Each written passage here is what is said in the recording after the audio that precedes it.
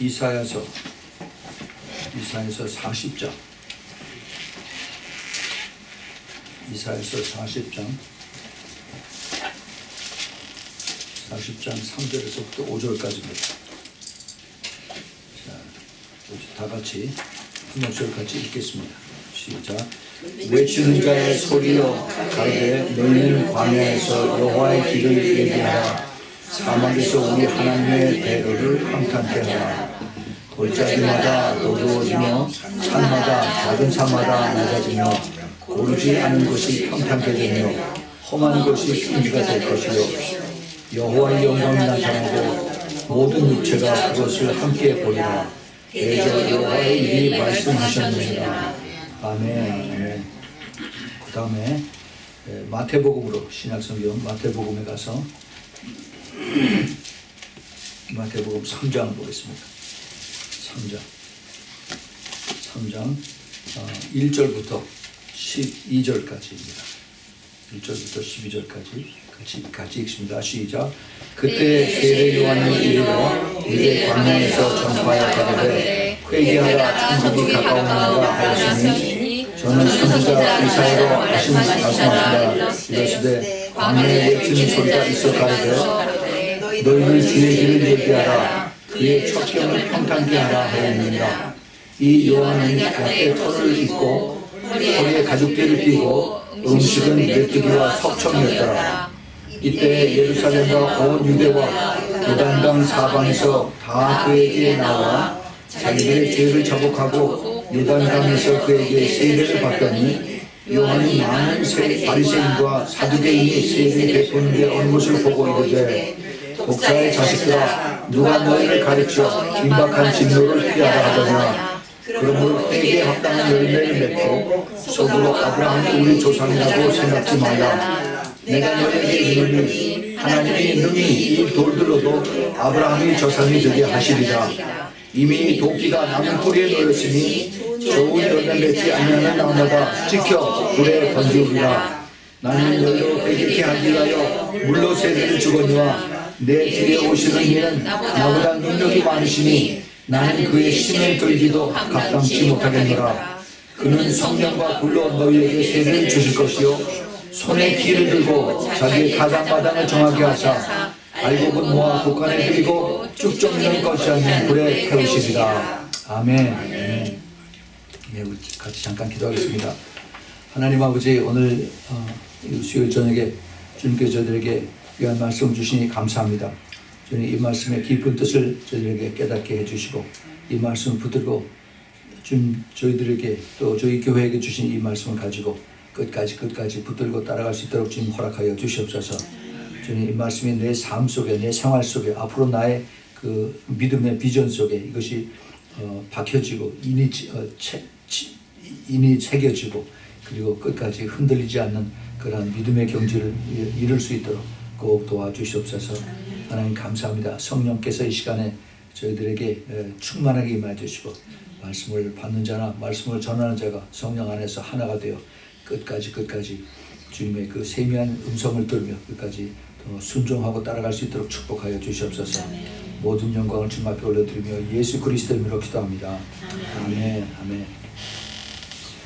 오늘 제목은 세례 요한의 영입니다. 세례 요한의 영. 이 메시지 혹시 전에 들어본 기억이 나세요? Yes. 언제인지 혹시 기억나세요? 기억나요? 2년 된 것 같은데. 2년 됐어요?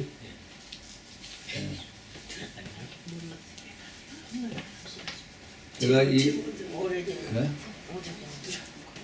제가 이 메시지를 세례 요한의 영에 대한 것을 시리즈로 제가 설교를 했습니다.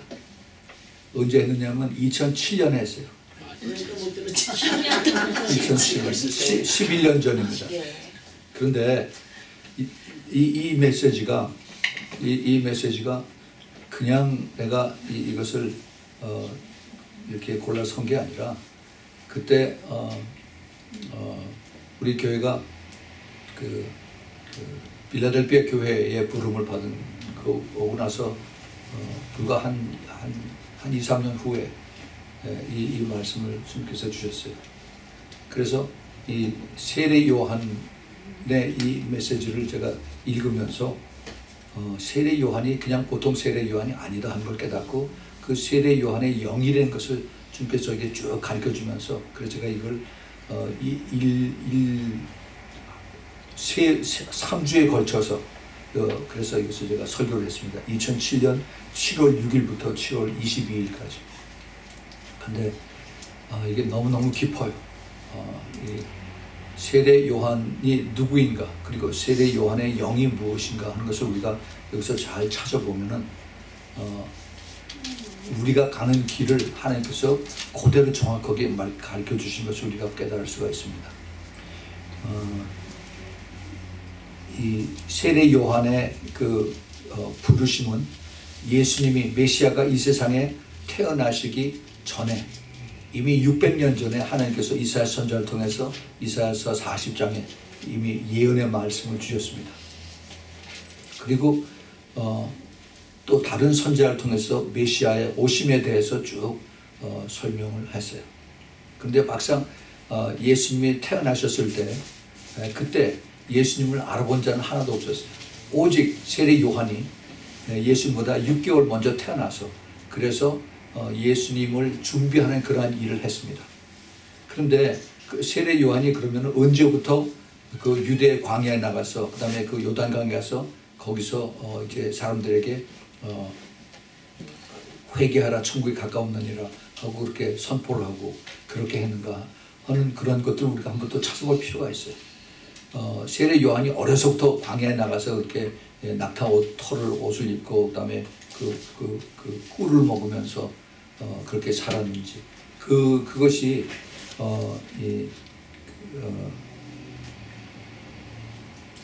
성경에 보면은 이렇게 되어 있습니다.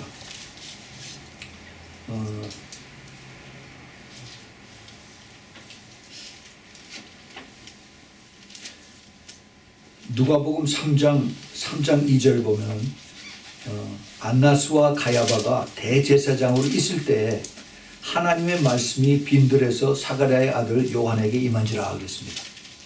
그러니까 이 세례 요한이 일찍부터 어려서부터 나가서 빈들에서 광야에 있었던 게 아니라 이제 예수님께서 다 크셔서 그래서 예수님이 그 미니스트리가 그 퍼블릭 미니스트리가 시작될 그때쯤 해서 성령께서 이제 세례 요한에게 이제 하나님 말씀을 주어서 그래서 나가서 그 요단 강가에서 이제 사람들에게 세례를 베풀면서 물 세례를 주면서 회개하라라고 소리를 친 겁니다. 자, 그런데 이 세례 요한의 그 특징을 이미 오래전에 그 말라기 선지자에게 하나님께서 말씀하셨고 또 그 다음에 세례 요한이 태어나기 전에 자기 아버지 사가랴에게 또 그 가브리엘 천사가 이것을 예언을 해 주신 것을 우리가 알 수가 있습니다.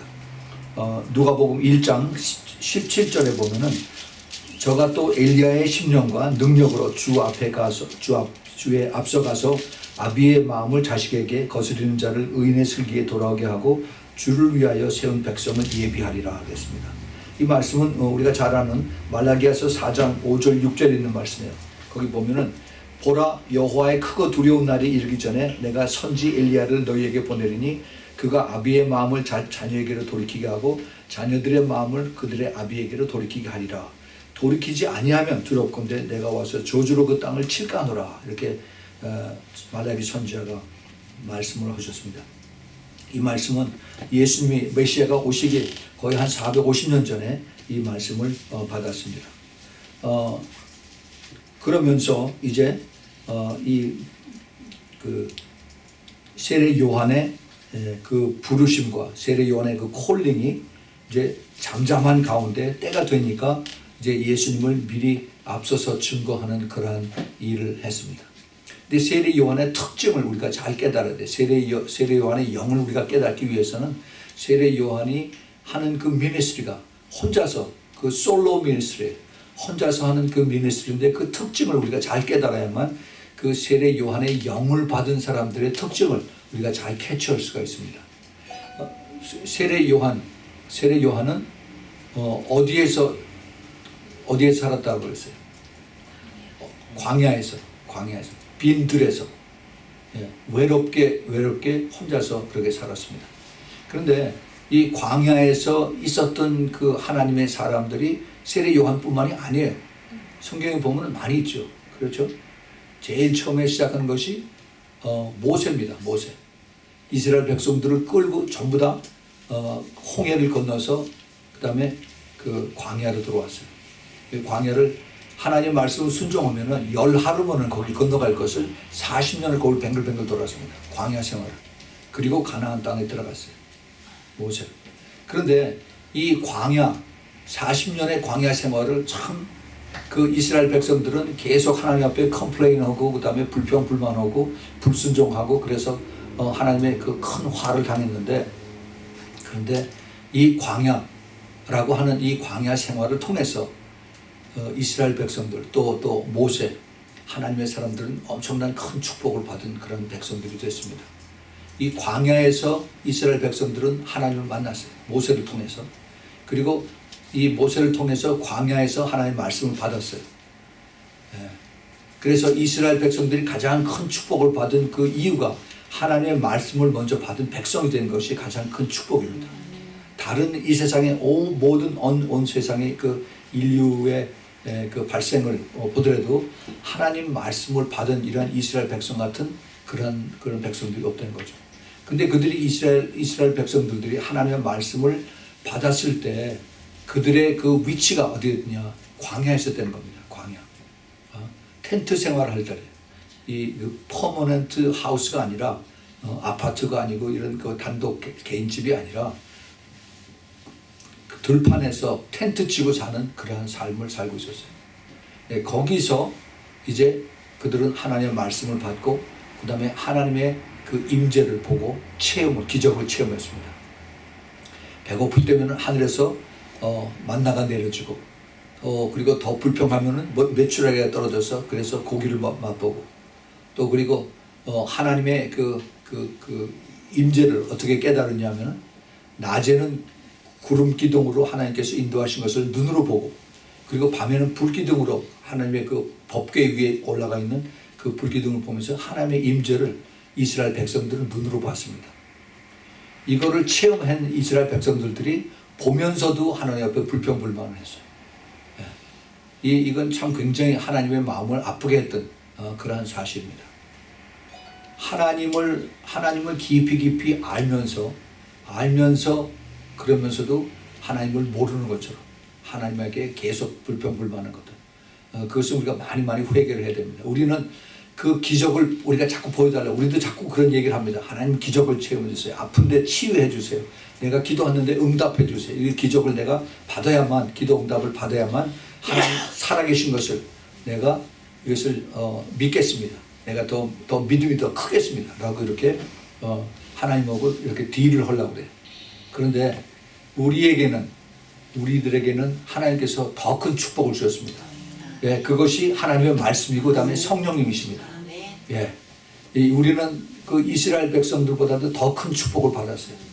그런데 우리가 이것을 알지 못하고 그리고 하나님 앞에 계속 불평불만하고 그러면 하나님이 기뻐하지 않습니다. 우리 주님께서 그 이스라엘 백성들에게 그들이 지나온 이런 과정을 체험해 가면서 거기에서 깨닫는 것을 우리에게 주님께서 오늘 가르쳐 주신 것입니다. 이제 모세뿐만이 아니라 또 광야 생활을 한 사람들이 있었어요. 또 누가 있습니까? 다윗이 있었어요. 다윗이 사울 왕에게 쫓겨서 그 사무엘 선지자에게 이제 이스라엘이 왕이 되겠다는 그 기름 부음을 받은 다음서부터 더 잘 되고 그 다음에 그 축복이 되어야 되는데 그게 아니라 그 다음서부터 이제 광야로 쫓겨나가서 그 다음에 수많은 곳을 돌아다니면서 숨어 다니는 그런 일을 했습니다. 그 광야가 하나 둘이 아니라 10광야가 있었고 그 다음에 마윈 광야가 있었고 엔게디 광야가 있었습니다. 이 다윗은 이런 데를 다 돌아다녔어요. 그래서 거기서 숨어 있으면서 자기를 따르는 사람들하고 같이 이제 마치 산에서 있는 산도족처럼 그렇게 숨어 살면서 자기의 동족의 왕인 그 사울 왕에게 도망 다니는 그러한 일을 했습니다. 그런데 다윗이 그 광야에서 그렇게 삶을 살면서 무엇을 배웠습니까? 다윗이 왕이 되기 전에 리더십을 배웠어요. 참된 리더십을 배웠어요. 그리고 그 사람들을, 자기를 따르는 사람들을 케어하는 이런 것을 그 사무엘 상에 보면 쭉 나오고 있습니다. 하나님은 다윗을 그 목동이었던 그 양치기 목동이었던 그러한 다윗을 왕으로 세우시기 위해서 광야로 일부러 쫓아내서 거기서 훈련을 시키신 것입니다. 마치 그 요셉이 자기 형들에게 팔려서 그래서 애굽으로 쫓겨나가서 그 애굽 광야에서 거기서 이제 많은 고생을 하면서 살고 있었던 것 마찬가지로 하나님의 사람으로 키우시기 위해서 하나님은 광야로 쫓아내서 그래서 거기서 훈련을 시키시는 그런 일을 합니다. 다윗이 많은 광야에 살면서 그 다음에 그 자기를 따르는 사람들을 데리고 다니면서 피해 다니면서 계속 하나님하고 기도를 했어요. 하나님, 내가 어디로 도망갈까요? 어디로 피할까요? 그러고 기도하면 하나님께서 가르쳐 주셔서 그때마다 하나님이 그 다윗과 다윗을 따르는 사람의 목숨을 보존하게 해주셨습니다. 다윗은 그것을 너무나 잘 알았어요. 내가 리더가 되고 나중에 왕이 돼도 이것이 내가 하는 것이 아니라 하나님의 도움을 받아서 이것이 된다는 것을 다윗은 철저하게 깨달은 사람입니다. 그래서 이 광야에 대한 훈련이 이게 우리 신앙생활에는 절대 필요한 것을 우리가 압니다. 나중에 예수님께서도 광야 생활을 하셨어요. 광야에서 40일 동안 유대 광야에서 그 금식을 하시고 그 다음에 하나님과 아버지와 교통을 하셨습니다. 영적 싸움도 하셨어요. 우리에게 이러한 그 example, 모범을 보여주신 것이 우리 그 성경 속에 있는 하나님의 사람들입니다. 이 광야는 무엇을 우리에게 가져다 주는가? 우리 인간들의 광야는 우리가 실제로 어디 그 사막이나 뭐 들에 가서 사는 것이 아니라 우리의 삶의 그 현장이 광야가 될 수가 있습니다. 그래서 우리가 그 힘들고 고생하고 참 여러 가지 그 사정이 안 풀어지고 내 몸이 아프고 약하고 또 그다음에 그 인간 관계에서의 또 그 어려운 점들 또 그리고 직장에서의 어떤 문제들, 사회생활에서의 문제들, 이분 그 교회 안에서의 문제들 이런 것까지 서로 부딪히면서 그러면서 이것이 힘들고 어렵지만 이것을 또 참고 넘어가는 그러한 그 광야 생활을 하나님께서 허락하셨습니다. 그러면은 그런 것을 광야라고 한다면은 그 광야의 유익한 점이 우리에게 무엇이냐? 그 광야의 생활을 통해서 내가 때로는 참고, 내가 때로는 기도하고, 내가 때로는 정말 힘듭니다. 나를 도와주세요라고 몸부림치던 이런 것을 통해서 하나님 우리를 만나주신 것이 광야입니다. 이 광야를 통해서 우리가 더 하나님을 깊이 만나게 되고 지식적으로만 만나는 하나님이 아니라 우리가 피부와 피부를 마주치는 그러한 하나님을 광야에서 만나게 된 것입니다. 대개 우리가 예수 믿는 사람들 더 깊이 만난 사람들의 그 간증을 얘기를 들어보면 반드시 그런 것이 있어요. 그것이 그러한 체험이 없으면은 그런 확신이 내 믿음의 확신이 없는 것입니다. 내가 믿음이 가끔 또 떨어질 때가 있더라도 다시 내가 옛날에 어떻게 주님을 만났나 나의 광야 생활을 돌이켜 보면서 그래서 주님과 이 만나는 이것을 다시 회복하고 다시 힘을 얻고 다시 돌아가는 그러한 삶을 우리가 언제든지 우리가 일으키는 것입니다. 그래서 주님께서 그 에베소 교회에 하신 말씀이 내가 그 첫사랑이 떨어졌지만은 어디서 떨어졌는지 그것을 알고 다시 찾아서 그래서 회개하고 돌이키라라고 그렇게 말씀하셨어요. 우리가 그 광야 생활을 때로는 그것이 필요하기 때문에 내가 그 시대에 내가 그 때에 어떠한 모습으로 주님을 찾았던가 하는 것을 내가 다시 간구하면서 그래서 때로는 기도원에 가서 기도하기도 하고 때로는 혼자서 저 바닷가에 가서 혼자서 묵상하기도 하고 또는 산에 가서 내가 하나님을 찾기도 하고 이런 것을 하는 것입니다. 그 수도원 생활을 하는 사람들이요. 그 옛날 중세 지금도 그런 그 앱이 그 사원이 있는데 그 수도원 생활하는 사람들은 아주 완전히 그 세클러된, 아주 완전히 고립된 그런 자리에서 세상과 거의 단절하고 계속 묵상하면서 십자가와 그다음에 하나님 말씀 가지고 계속 하루에 뭐 4번씩, 5번씩, 6번씩 기도하고 또 예배 드리고 하면서 하나님과의 그 관계를 끊어지지 않고 계속 연결을 하는 그런 생활들을 하고 있습니다.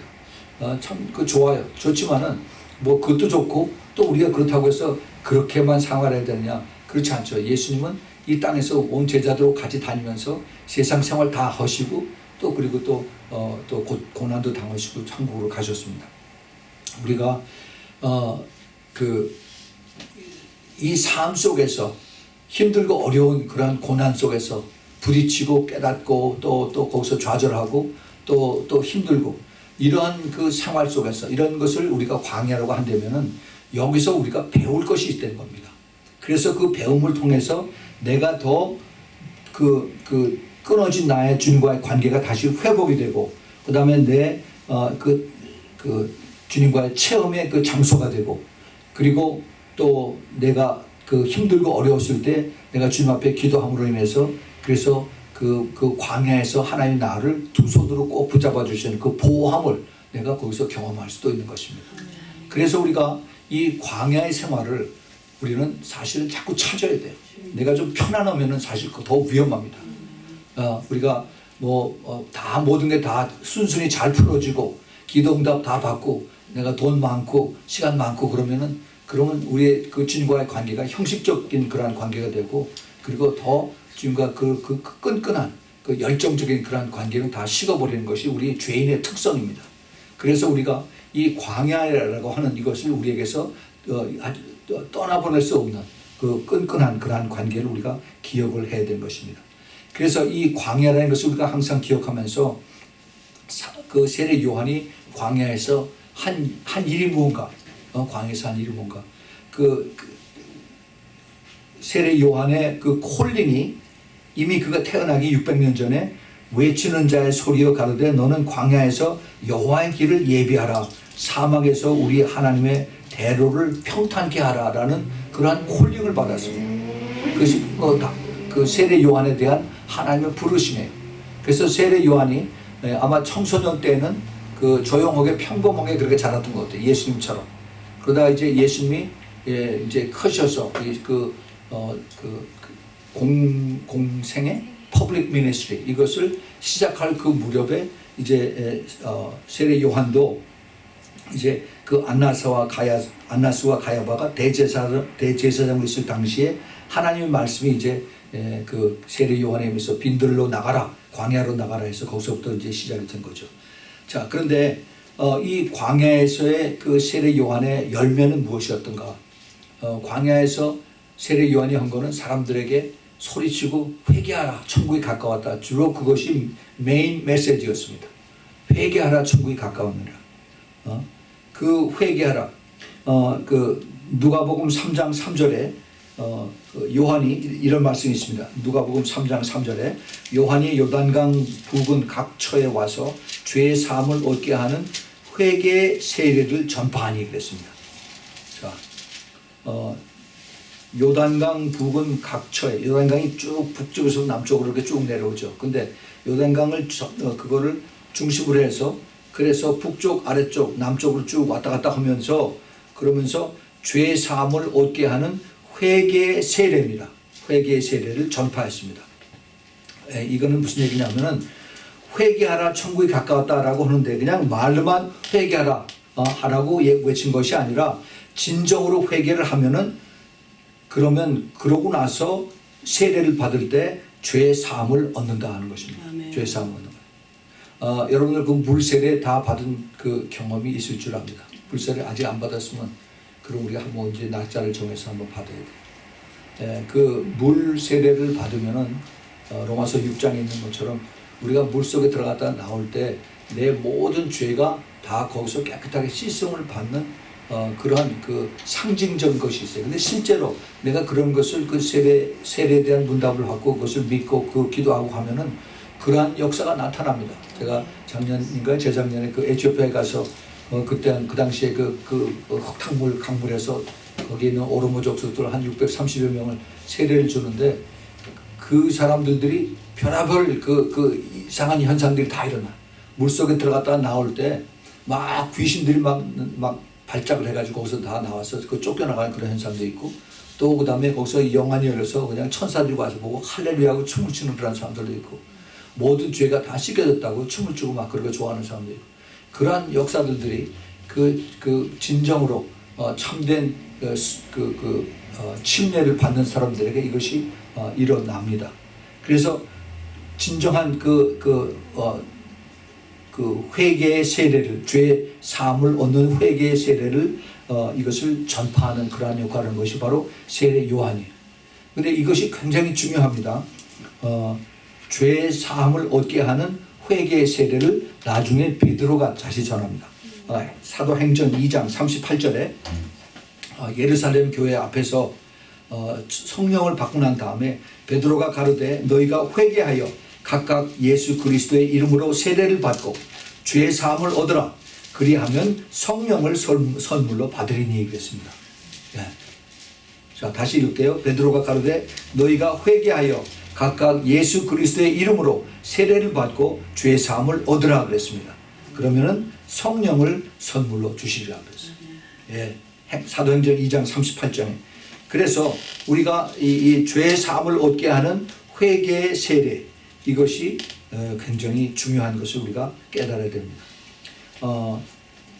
그냥 형식적인 그냥 물속에 잠깐 들어갔다 나오는 이러한 그 물세례가 아니라 내 죄를 다 물에서 다 깨끗하게 씻음을 받고, 사실 이 물은 그 하나님 말씀을 뜻하기도 하고, 또 그리고 또 그 성령으로 우리에게 주시는 것을 또 우리가 뜻하기도 합니다. 그래서 이러한 것을 이제 우리가 믿고 간절히 사모하면서 기도하면서 우리가 세례를 받으면 그러한 것을 하나님께서 우리에게 성령으로 주신다라고 그랬습니다. 자, 그런데 세례 요한은 참 굉장히 유니크한 사람이에요. 그 당시에 많은 유대인들에게, 그 유대인 평민들에게 존경의 대상이 되고, 또 그리고 안식일마다 회당에서 사람들에게 가르치고, 그리고 그다음에 그 영적인 리더 권위를 가지고 있던 사람들이 바로 종교 지도자 대제사장이고, 그다음에 바리새인들이고, 그다음에 서기관들이었었는데, 그런데 세례 요한은 그들을 존경하고 이런 것이 없어요. 굉장히 담대한 것을 볼 수가 있습니다. 종교 지도자들에게 뭐라고 그러냐면 독사의 자식들이라고 그랬어요. 독사의 자식들. 그래서 회개에 합당한 열매를 맺으라라고 이렇게 소리를 질렀습니다.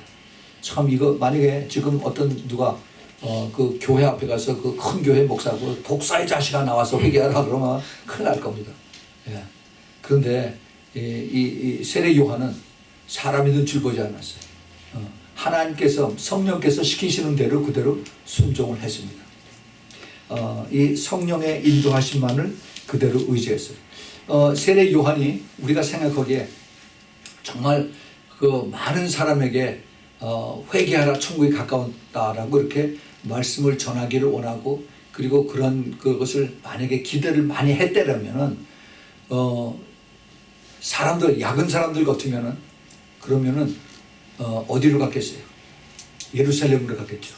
예루살렘 그 성 안에 수많은 사람들, 종교적인 사람들, 또 뭐 거기 제사 지내러 온 사람들, 또 거기에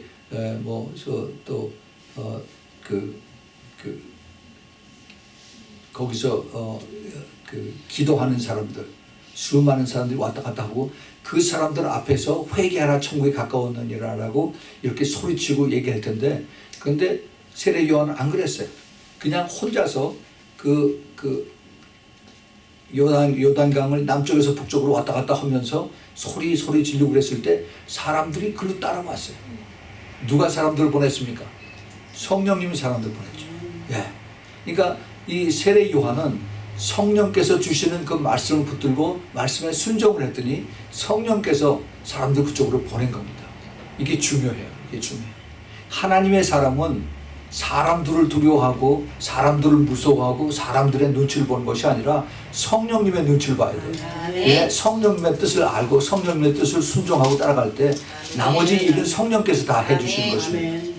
굉장히 중요해요. 현대 교회들이 그걸 모릅니다. 말로는 예수님 하지만은 실제로는 전부 다 사람들 위주로 하는, 이것이 바로 제가 한국에 갔다 오기 전에 설교했던 라오디게아 교회들의 모습들입니다. 그것이 정말 사람들을 기쁘게 하고 사람들을 또 즐겁게 하는 그러한 교회가 된다면은, 그러면 그 안에서 성령께서 역사하실 틈이 없어요. 그래서 성령은 떠나십니다. 네, 우리가 그거를 잘 알아요. 그래서 이제 성령께서 세례 요한에게 사람들을 보내서 거기에 종교 지도자들과 바리새인들과 서기관들까지 성령께서 그들을 보내서 그들도 그 듣고 깨달으라고 죄를 회개했게 이렇게 하십니다. 그래서 이제 거기에 나온 사람들에게 마음이 겸손한 사람들, 심령이 가난한 자들에게는 성령께서 영의 눈을 열어주시고, 그리고 광야의 소리를 듣는 그런 귀를 주시고, 그리고 이제 이 성령의 그 예민한 사람들, 또 특별히 지금 이 시대에 깨어서 있는 사람들에게는 그 시대의 표적을 깨달아서 분별해서, 그래서 마지막 때 주님의 다시 오심을 이제 바라보고 기도하는 그런 영적인 메시지를 주는 것이 이제 성령께서 하시는 일이에요. 자, 그런데 여기서 우리가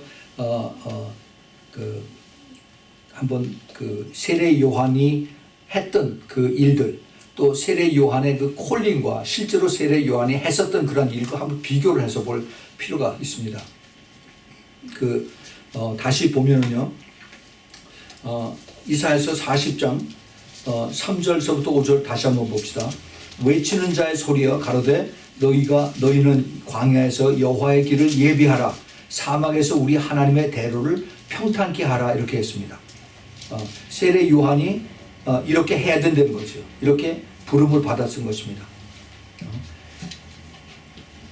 여호와의 길이 누굽니까? 바로 메시아의 오심을, 예수 그리스도의 오심을 광야에서 선포를 하라는 거, 예비한다는 겁니다. 그렇게 했어요. 그렇게 하는 도중에 예수님께서 그 요단강에 침례를 받으러 오셨죠. 그리고 사막에서 우리 하나님의 대로를 평탄케 하라. 이 광야에서 우리 하나님의 하나님을 아는 그 길을, 하나님을 회개하는 그 길을 이제 쭉 내게 하신 그러한 일을 세례 요한이 했습니다. 골짜기마다 도두어지며 산마다 작은 산마다 낮아지며 고르지 않은 곳이 평탄하게 되며 험한 곳이 평지가 될 것이요 여호와의 영광이 나타나고 모든 육체가 그것을 함께 보리라. 대저 여호와의 입이 말씀하셨느니라. 예, 이제 이것을 보면은요, 세례 요한이 메시아의 길, 예수 그리스도 오시는 길을 이제 선포하고 사람들에게 그를 주로 맞아들이고, 그리고 그를 믿으라 하고 그런 메시지를 앞서서 미리 전했는데, 그런데 거기에 여호와의 영광이 나타나고 모든 육체가 그것을 함께 보리라. 이것이 이루어졌습니까? 안 이루어졌습니까?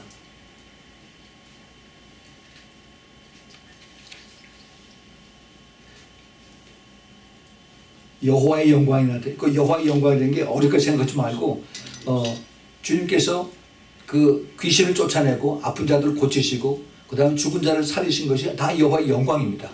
예. 그래서 이 사람들이 예수님이 하시는 것을 보고 여호와의 영광을 봤어요. 그리고 모든 육체가 그것을 함께 보이라 그랬습니다. 자, 그런데 이게 여기서 이제 끝나는 것이 아니라, 이제 우리 다시 한번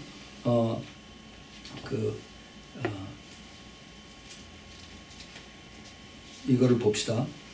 누가복음 1장 17절에 세례 요한의 아버지 사가랴가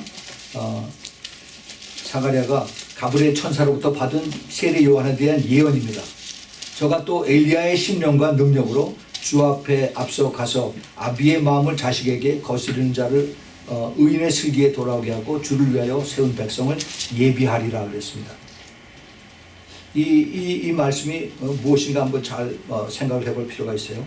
저가 또 엘리야의 심령과 능력으로 주 앞에 앞서가서 아비의 마음을 자식에게 거스르는 자를 의인의 슬기에 돌아오게 하고 주를 위하여 세운 백성을 예비하리라. 이 말씀은 아까 우리가 읽었던 말라기서 4장 5절 6절에 있는 그 말씀을 얘기하고 있습니다. 보라 여호와의 크고 두려운 날이 이르기 전에 내가 선지 엘리야를 너에게 보내리니 그가 아비의 마음을 자녀에게로 돌이키게 하고 자녀들의 마음을 그들의 아비에게로 돌이키게 하리라. 돌이키지 아니하면 들었건대 내가 와서 저주로 그 땅을 칠까 하노라. 예, 이 말씀을 얘기한 겁니다. 이게 무슨 얘기냐 하면은 세례 요한이 오면은 그러면은 이제 그 엘리야가 왔었을 때 그 엘리야가 받았던 그 영적인 그런 능력과 그리고 그 영혼이 이제 많은 사람들에게 이게 전해져서 그래서 아버지의 마음을 자식에게 자식의 마음을 아버지 다시 말해서 가정이 회복된다는 얘기예요. 예, 가정이 회복되는데 그런데 그렇게 이것이 이루어지지 아니하면 하나님께서 와서 치시게 되는 겁니다. 다시 말하면은 하나님께서 반드시 그렇게 만드시게 되는 거예요. 예, 그런데 언제 이것이 만들어지냐? 세례 요한 때 안 만들어졌어요. 그렇게 되지 않았어요. 그렇죠? 세례 요한이 돌아다니면서 가족마다 여기 회복이 되라. 가족이 회복이 되고 또 그 다음에 여기서 싸우는 거 없어지고 그리고 서로 화합하고 그러라고 하지 않았어요. 그런 거 성경에 없습니다. 그렇죠? 그럼 이것이 언제 이루어집니까? 언제 이루어져요? 성경의 말씀이면 반드시 이루어져야 되는데. 예. 자, 그 앞에 보세요. 말라기서 4장 5절 앞에 여호와의 크고 두려운 날이 이르기 전에입니다. 그러니까 앞으로 큰 환란이 있을 텐데 그 바로 직전에 이것이 이루어진다는 얘기예요. 그 바로 전에 여호와의 크고 두려운 날이 이르기 전에 그 야곱의 환란이라고 그러죠. 아니면 대환란이라고 하고 그때 이제 성령의 큰 능력이 나타나서 그래서 이제 탕자들이 돌아오고 그리고 이제 가정이 회복이 되고 그리고 부모 자식 간에 그러한 그 갈등이 다 없어지고 그리고 성령께서 그들을 다 다루신다는 그런 내용이 있습니다. 네. 그것을 누가 해요? 누가? 엘리야가 그런데 엘리야가 다시 오는 그것이 예수님께서 세례 요한이 엘리야가 다시 온 거라고 얘기했어요. 자, 그럼 우리가 여기서 전체를 다 보면 퍼즐을 다 이렇게 맞춰보면은 이게 세례 요한과 엘리야는 같은 사람이에요. 그렇죠? 그런데 세례 요한이 왔을 때 마태복음 11장에 보면은 이미 엘리야가 왔다라고 주님께서 이렇게 말씀하셨습니다. 그런데 세례 요한의 부르심과 엘리야의 부르심이 그 왔을 때 해야 하는 일들이 아직 다 이루어지지 않았어요. 크고 두려운 날이 이르기 전에 앞으로 이런 일들이 일어난다. 마지막 때 이런 일들이 일어난다 하는 그런 말씀인데 이것이 이루어지려면은 이제 세례 요한이나 아니면 엘리야의 영을 받은 사람들이 이것을 받아서 그래서 이것을 이루는 그러한 콜링을 받는 것입니다. 그것이 누구예요? 우리들입니다. 그것이 우리들이에요. 예. 하나님께서 우리들의 그 가는 그 길을 그것을 세례 요한을 example로 삼아서 그리고 이제 엘리야의 가는 그 능력을 하는 그 사역을 example로 삼아서 그래서 우리가 따라가야 하는 겁니다. 그런데 그 과정이 우리가 똑같이 광야의 길을 가야 된다는 겁니다. 예, 이거는요 굉장히 중요한 미스터리예요. 미스터리 수수께끼 같은 우리 지금 제가 여기저기 다니면서 많은 이제 우리 깨어있는 우리 그리스도의 신부들을 많이 만납니다. 그런데 이 사람들의 공통점 똑같은 점이 전부 다 외로운 사람들, 전부 다 왕따 당하는 사람들, 전부 다 갈 데가 없는 사람들. 교회 가서 앉아 있으면은 그러면 그 교회에서 내 안에 있는 성령님이 슬퍼하세요. 그래서 거기서 교회 목사님은 계속 복 받으라 축복 받으라 하는데 내 안에 있는 성령님은 슬퍼서 계속 울어. 그래서 앉아 있다가 도로 나옵니다. 여기 갔다가 저기 갔다. 그러다가 그런 사람들이 어떻게 해서 같이 모여요. 그래서 우리가 지금 매주 화요일마다 같이 모여서 중보기도를 하는 겁니다. 한국에서는 수요일날 아침에 모여서 이것이 성령께서 그런 사람들의 세례 요한의 영, 엘리야의 영을 마지막 때에 받은 사람들을 이제 전부 다 같이 모아서 그래서 이 사람들로 하여금 지금 그 외로운 광야 생활을 하게 하는 것이에요. 이게 광야 생활이 힘들고 어려운 것이 아니라 하나님의 놀라운 축복인 것입니다. 예, 이 축복을 놓치면 안 돼요. 내가 이렇게 할 바야 나는 다시 세상으로 돌아가겠다 하는 사람들도 있어요. 절대 그러면 안 됩니다. 뒤돌아보면 안 돼요. 끝까지 앞을 바라보고 사도 바울이 얘기한 것처럼 앞을 향해서 그래서 목표를 향해서 그 표대를 향해서 그래서 달려가는 그러한 우리가 꼭 되어야만 됩니다. 이것은 끝까지 우리가 하나님께서 우리에게 숨겨주신 그런 큰 비밀과 그러한 영광들이 이제 준비되고 있기 때문에 우리가 이것을 놓치면 절대 안 돼요. 너무너무 중요합니다. 하나님께서 이것을 반드시 이 말씀이면 진리의 말씀이면 반드시 이루어져야 돼요. 그 이루어지는 된 것이 하나님이 언제 어디서 누구를 통해서 이루어진지 간에 이루어집니다. 그런데 지금 그 세례 요한의 영을 받고 엘리야의 영을 받아서 그러한 지금 광야의 길을 가고 있는 우리들에게 하나님께서 이것을 주시고 이루게 하시는 그러한 계획을 가지고 계시다는 겁니다. 그것이 우리가 지금 깨어서 기도하는 그리스도의 신부들이에요. 이것은 놀라운 하나님의 비밀입니다. 우리는 그냥 내가 기도할 데가 없어서 여기 와서 기도한다 이런 사람들도 있어요. 그리고 또 여기저기 찾아다니다가 여기서 기도한다니까 와서 기도하겠습니다 하는 사람들도 있습니다. 그러나 우리의 이 그 세례 요한의 영과 우리 그 신부교회는 하나님께서 그렇게 부르심을 이미 오래전에 허락을 하셨어요. 그 빌라델피아 교회에 숨겨진 비밀을 가르쳐 주시면서 하나님께서 너희가 바로 이제 이 세례 요한의 영을 받아서 그 영으로 이제 외롭게 가야 된다는 것을 저에게 가르쳐 주신 것입니다. 이게 정말 그때 처음에 그걸 알았을 때는 굉장히 아주 엑사이트해지고 그랬지만은 이게 굉장히 외로운 길이었어요. 혼자만 가야 되는 그런 길이었습니다. 그래서 아마 하나님께서 저를 어떤 무슨 뭐 교단에 속하지도 않고 그렇게 한 것 같아요. 지금 뭐 한국에 있는 목사님들이나 여기에 있는 미국에 있는 목사님들이 전부 다 그 소속 교단이 있습니다. 그 교단이 없으면은 그 이단이라고 그래요. 이단처럼 그렇게 생각을 합니다. 그래서 저는 독립교단이라고 이렇게 얘기를 하는데 그 독립교단 그렇게 사람들이 같이 모여서 이런 어떤 교단을 이루고 그러면은 거기에서 보호도 받고 또 나중에 혜택도 받고 뭐 이런다 이런 얘기를 하는데 하나님께서 저를 그걸 원치 않으셨어요. 그래서 그냥 저 혼자서 계속 주님하고 같이 기도하면서 또 인도 받으면서 그리고 여기까지 왔습니다. 앞으로도 어떤 무슨 큰 교단에 들어갈 계획은 없습니다. 하나님께서 우리를 계속해서 광야로 보냈어요. 광야로 이제 끌어내시고 광야에서 거기서 나만 보고 따라오라라고 그렇게 가르쳐 주십니다. 이 광야의 길이 축복의 길이에요. 이 광야가 나를 하나님을 따라가게 하고 하나님을 의지하게 하고 말씀만 바라보게 하고 그리고 거기에서 내가 죽으나 사나 거기서 그 주님 붙들고 따라가는 그 길이 바로 광야의 길인 것입니다. 사람들이 이것을 몰라. 이 광야를 빨리 탈출하고 빨리 내가 편안하고 그리고 그 편안한 넓은 길로 거기서 내가 안주를 하기를 그렇게 원하죠. 주님께서 우리에게 원하시는 것이 바로 이 외로운 이 길을 통해서 주님을 꼭 붙잡고 따라오라고 우리에게 가르쳐 주십니다. 예수님께서 제자들에게 이렇게 물어보셨어요. 그 마태복음 16장에 보면은 너희는 나를 누구라고 하느냐라고 물으셨죠. 근데 그 제자들이 엘리야라고 합디다, 세례 요한이라고 합디다, 그렇게 얘기를 합니다. 그들도 어느 정도 비슷하게 그 엘리야와 세례 요한에 대한 이 위치는 깨닫고 있었습니다. 그런데 이제 드디어 그 베드로가 주는 그리스도시요 살아계신 하나님의 아들이다 하는 그러한 열정을 가지고 이제 주님 앞에 그것을 보고를 하죠. 자, 그런데 우리가 좀 세례 요한에 대한 것과 그다음에 이제 엘리야에 대한 것을 한번 좀 더 연구를 해볼 필요가 있습니다. 엘리야는 어떠한 사람인가? 그 열왕기상 18장서부터 이렇게 쭉 나오는데 엘리야는 제일 처음 하나님이 부르신 선지자입니다.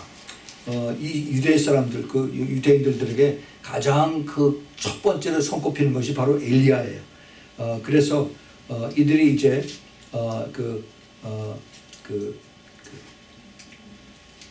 유월절을 지날 때 그 유월절에 그때 가족들이 같이 모여서 유월절 만찬을 먹으면서 항상 빈 자리를 하나 남겨놓습니다.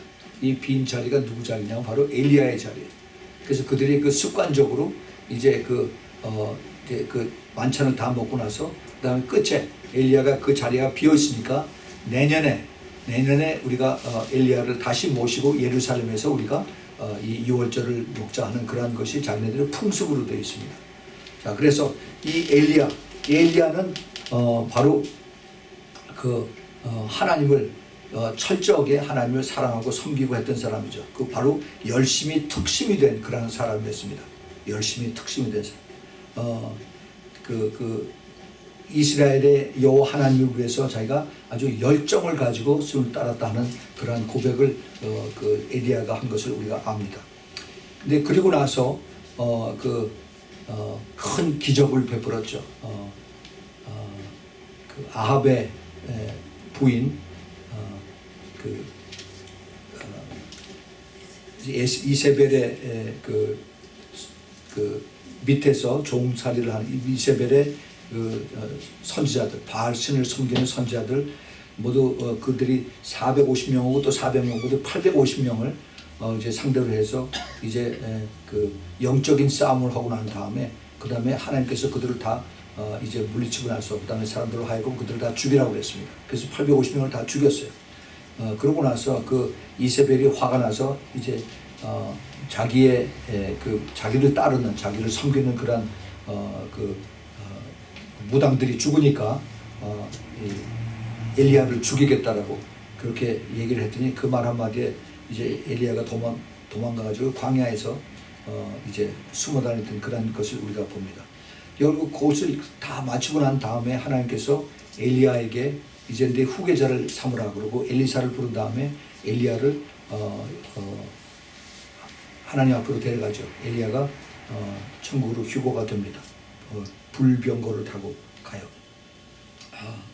그래서 이 엘리야가 하나님 앞에 죽지 않고 살아가는 이것을 우리가 잘 생각을 해볼 필요가 있습니다. 똑같은 이제 하나님의 부름을 받았고 세례 요한이 바로 죽었던 엘리야가 다시 살아나서 그래서 이 땅에 온 것이 바로 세례 요한이라고 예수님께서 그렇게 말씀하셨어요. 세례 요한은 잠시 하나님의 일을 하다가 그러다가 순교를 했습니다. 순교를 했어요. 그리고 엘리야는 힘들게 광야 생활을 하다가 드디어 이제 휴거를 했습니다. 그럼 똑같은 사람인데 똑같은 하나님의 그 콜링을 받은 사람인데 한 사람은 힘들고 어려운 그 광야 생활을 하다가 들림을 받아서 휴거가 되고 또 한 사람은 짧은 기간이지만 하나님 앞에 부름을 받아서 있다가 순교를 당했습니다. 자, 이건 굉장히 중요한 그 영적인 그 지표가 됩니다. 인디케이션이 돼요. 하나님께서 마지막 때 이제 부르십니다. 세례 요한의 영을 받은 사람들, 엘리야의 영을 받은 사람들을 부르세요. 그런데 그 부르시는 사람들이 그 나눠지는 것이 다르다는 겁니다. 그래서 같이 광야 생활을 하는데 같이 불러서 하나님 부르셔서 광야를 가고 있는데 어떤 사람은 그 광야 생활이 굉장히 길어지고 그리고 그 광야 생활 속에서 나의 그 성격이 다듬어지는 그리고 더 성숙해지고 더 변화가 되고 그리고 정말 예수님의 성품을 닮아가는 그런 과정을 쭉 이렇게 가는 그런 사람이 있어요. 그런 사람이 있는가 하면은 또 어떤 사람들은 아주 단기간 동안에 아주 완전한 변화가 엄청난 변화가 일어나서 그래서 정말로 이제 딴 사람이 되는 그런 사람들이 있습니다. 이제 마지막 때 하나님께서 그런 사람들을 부르세요. 그런 사람들이 주로 젊은 사람들입니다. 이 젊은 사람들. 이 사람들은 하나님께서 마지막 때 그 순교의 영을 허락하세요. 세례 요한처럼. 그래서 이 세례 요한처럼 하나님이 순교의 영을 주어서 그래서 그들로 하여금 이제 예수 그리스도를 위해서 내가 죽겠다. 그래서 이제 복음을 들고 나가는 이런 사람들입니다. 이것이 꼭 필요해요. 이 사람들이 가서 예수 그리스도 때문에 내가 죽임을 당함으로 인해서 그것이 그 죽임이 헛되는 것이 아니라 그들의 피가 땅에 떨어짐으로 인해서 엄청난 수많은 사람들이 예수 그리스도를 믿게 되는 그러한 하나님의 역사들이 이제 나타나는 것을 이들이 예고를 하고 있습니다. 그래서 마지막 때 젊은 사람들 완전히 예수 믿고 변화돼서 거기서 이제는 완전히 그냥 갱 멤버였었고, 그리고 뭐 아주 얼굴에 전체 그 문신투성이고 뭐 이런 무서운 사람들이 예수 믿고 싹 변화되는 사람들이 있어요. 지금 그런 사람들이 있습니다. 이런 사람들, 그런 사람들은 이제 마지막 때 주님께서 부르세요. 그래서 나를 위해서 내가 내 피를 이제 흘려라 하는 그런 주님의 메시지를 받습니다. 그런 사람들 벌써 알아요. 내가 순교의 콜링을 받았다라고 합니다. 그래서 이 세례 요한의 영과 엘리야의 영이 같이 가지만은 마지막 때 하나님의 부르시는 그 나누심이 그 콜링이 나눠진다는 것을 우리가 압니다. 우리 교회의 그 하나님 부르심은 그 신부로서의 그 콜링을 주님께서 우리가 허락을 하셨어요.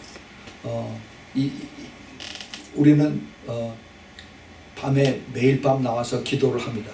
그 기도하면서 하나님 앞에 무엇을 하느냐, 이거 해주세요, 저거 해주세요, 그런 기도 응답해달라고 하는 것이 아니라 우리가 기도하면서 우리 자신이 깨끗해지고 정결해지고 회개하는 그러한 것을 우리가 여기서 그 주님 앞에 고백하는 그러한 시간이 필요하기 때문에 하나님께서 우리에게 매일 저녁 기도를 시키세요. 내가 먼저 우리가 주님과 동행하려면, 성령님과 같이 성령 안에서 우리가 새로워지려면 내 영이 깨끗해져야 돼요. 깨끗해지지 않으면은 내가 먼저 영분별이 안 되고요. 그리고 이것이 진짜 하나님의 음성인지 아니면 이게 내 생각인지 사탄의 음성인지 그 분별이 안 됩니다. 항상 누누이 제가 말씀을 드리지만은 내가 먼저 깨끗해져야 돼요. 내가 정결해져야 됩니다. 내가 주님 앞에 새로워지고, 그래서 모든 죄가 다 고백이 되고 주님께서 다 받으실 때, 그때 내가 깨끗해진 그런 정결한 영으로, 거룩해진 영으로 주님과 교통이 되는 것입니다. 그러면은 그 주님의 세미한 음성을 내가 들을 수가 있어요. 하나님의 말씀을 읽다가도 그것이 확 나에게 다가오는 것을 내가 자주 느끼게 됩니다. 그래서 이러한 주님과의 그 교통이, 그 깨끗한 정결한 거룩한 그 교통이 이루어지는 것을 주님께서 이제 이것을 계속 오픈해 주신, 그것이 우리 교회에 우리 그 매일 저녁 기도하는 사람들이 하나님의 부르심입니다. 주님과 동행해서 갈 수 있는. 그래서 우리가 그것을 동행해서 갈 때 주님께서 우리에게 그 빌라델피아 교회 그 축복을 부어주신 것입니다. 이것이 절대 우연이 아닙니다. 우리 주님께서 저에게 이것을 가르쳐 주시기 위해서 오래 전서부터 이것을 조금씩 깨닫게 해주셨어요. 그러고 난 다음에 끝까지 그 빌라델피아 교회의 그 특징이 뭡니까? 끝까지 인내의 말씀을 지키는 거라고 했어요. 이게 바로 끝까지 광야 생활을 하지만은 외롭지만은 끝까지 따라와라 하는 것이 주님께서 우리 신부교회를 부르신 하나님의 그 콜링인 것입니다. 이건 너무너무 굉장히 중요해요. 그 세례 요한의 영, 이 영이 이게 끝까지 주님을 붙들고 순종하고 따라갈 때 하나님께서 놀라운 그러한 하나님의 약속이 이제 그 엘리야에게 약속했던 하나님께서 주신 그 약속의 말씀, 또 그리고 이제 세례 요한이 이 약속의 말씀을 받아서 하다가 다 이루지 못한 것들, 이런 것들이 이제 나머지 우리의 영을 받은 사람들에 통해서 이것이 이루어지는 것을 주님께서 우리에게 가르쳐 주신 것입니다. 아까도 말씀드렸지만 우리 교회는 사람들을 기쁘게 하는 그러한 교회가 아니라 하나님을 기쁘시게 하는 그러한 교회입니다. 갈라디아서 1장 10절에 있는 그 말씀을 제가 붙들고 그리고 계속 싸우고 그리고 순종하고 그러고 나가고 있습니다. 하나님의 그 기뻐하신 뜻, 세상의 영광을 구하지 아니하고 천국에 주님 앞에 섰을 때 그때 주님 앞에 칭찬받겠다는 그러한 목적으로 우리가 달려가고 있는 것입니다. 그러면은 주님께서 그 빌라델피아 교회에게 그 약속의 말씀이 내가 환난의 때를 면하게 하고, 그리고 이제 주님 오실 때 우리가 공중 재림 때 주님 앞에 다 들림받는 그러한 축복을 주님께서 우리에게 허락을 해 주신 것입니다. 주님께서 그 여러 가지 그 복음서에서 말씀하실 때 이런 말씀을 많이 하십니다. 청함을 받은 자는 많되 택함을 입은 자는 적으니라는 말씀을 여러 군데에서 하십니다. 들을 수 있는 자는 들을지어다. 우리는 그걸 그대로 들으면서 뭐 그런가 보다 하라고 하지만은 사실 이 말씀의 뜻이 엄청 깊습니다. 그것이 내 자신에게 와서 이것이 닿아지고 이것이 깨달아지고, 그리고 이게 과연 이러한 어려운 그 광야의 길을 거쳐서 그래서 여기까지 왔을 때 이것이 나에게 해당되는 말이구나. 이것이 깨달아진다면은 그러면은 우리는 더 겸손해지고 더 성숙해지고 그리고 더 그리스도의 그 마지막 때 부르심, 즉 세례 요한의 그 콜링, 그 영을 받은 사람들의 그 위치를 우리가 잘 지켜야만 되겠습니다. 이것이 하루 아침에 절대 이루어지지 않아요. 오랜 우리가 결단과 순종과 훈련과 또 그리고 이것을 그 영적 싸움에서, 이 싸움은 내 자신과의 싸움이에요.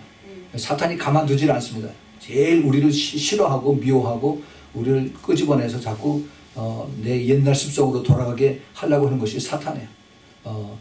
그렇지만은 우리가 그 사탄의 미혹이나 유혹에 더 빠지지 않고 끝까지 외로운 길을, 주님 가신 길, 주님은 훨씬 말 많았었습니다. 주님의 십자가에 안 가셔도 됐어요. 죄가 없기 때문에. 그런데 주님은 다 짊어지시고 아무 소리 않고 다 꾹꾹 참고 그리고 나를 위해서 십자가에 가셨습니다. 이 세상에서 제일 억울하신 분이 계시다면 우리 예수님입니다. 우리 예수님. 나 때문에 모든 것을 참으시고 예수님에 가셨습니다. 그러면 나도 참아야 돼요. 나도 억울하지만, 나도 때로는 힘들지만 또 참고 그러고 가야 됩니다. 왜냐하면 예수님께서 그렇게 하셨기 때문에, 그리고 나를 따르라고 그렇게 말씀하셨습니다. 우리가 이러한 세례 요한의 영을 받은 이건 엄청난 축복인데, 이것을 우리가 끝까지 받고 따라가려면 우리도 그러한 그 성숙한 믿음을 가지고 따라가야만 된 것입니다. 여러분들께서 이러한 더 그러한 참된 끝까지 그 세례 요한의 영을 가지고 따라가는, 지키는 그러한 참된 복된 자가 되기를 꼭 부탁을 드립니다. 네, 같이 기도하겠습니다. 사랑하는 아버지 하나님, 우리가 오늘 저녁에 세례 요한의 영에 대해서 저희들이 이제 되짚어봤습니다. 이미 11년 전에 저에게 주셨던 주님께서 이 깨달음과 그 말씀이었는데, 이것을 다시 뒤돌아보면서 더 큰 기쁨과 깨달음과 또 그리고 주님의 은혜를 저희들이 생각해 봤습니다. 여기까지 온 것이 저희 힘이 아니라 우리 성령님의 붙잡아 주심이었고 보호하심이었고 인도하심이었습니다. 주님, 저희를 이제 뒤를 돌아보지 아니하고 오직 앞을 향해서, 표대를 향해서 끝까지 달려갈 수 있도록 주님 도와주시옵소서. 세상에 많은 사람들이, 또 세상에 그 큰 성공한 사람들이 저희를 바라보고 또 비웃고 하지만, 그러나 그것에 우리가 신경을 쓸 것이 아니라 끝까지 주님 가신 길, 우리도 주님 가신 그 십자가의 길, 우리도 뒤로 따라가면서 좁은 길, 그리고 세례 요한의 영, 그리고 엘리야의 영이 머물렀던 그곳을 우리가 바르면서 끝까지 달려갈 수 있도록 주님 도와주시고 함께하여 주시옵소서. 이 모든 말씀 우리 주 예수 그리스도 이름으로 간절히 기도합니다. 아멘.